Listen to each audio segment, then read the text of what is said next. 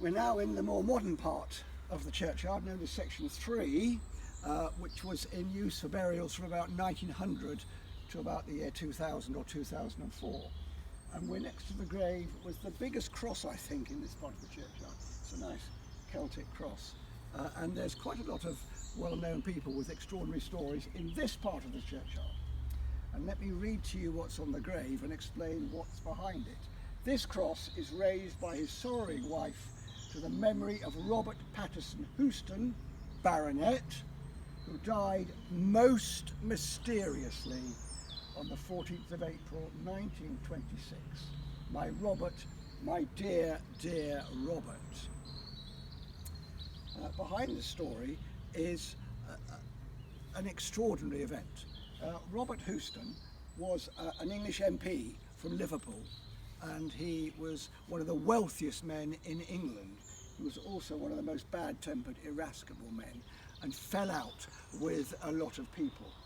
And his second wife and he, that's the lady who said, my Robert, my dear, dear Robert, he stopped being an MP, and in order to avoid death duties, he spent a lot of his time on his yacht called the Liberty, which he used to sail around. When he died, he wouldn't have to pay death duties. Trying to avoid tax is nothing new. And apparently he thought his wife was trying to poison him. So it must have been a very happy time on their self-isolating yacht in those days. And all we know is his wording. He died most mysteriously. We don't know what's behind it. His wife went on to give a lot of money for the development of the Spitfire aircraft, £100,000 in fact, which in those days was a huge amount of money.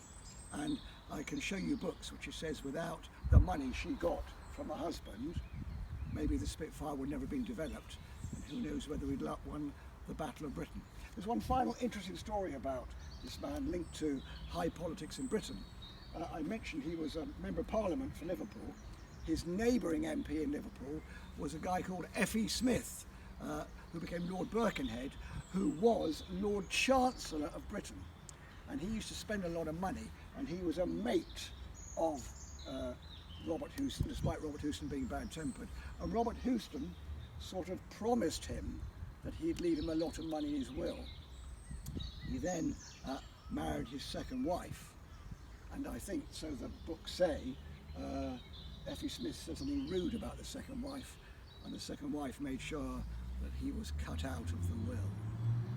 So, what is behind the dying most mysteriously, I leave each one of us to fill in the story.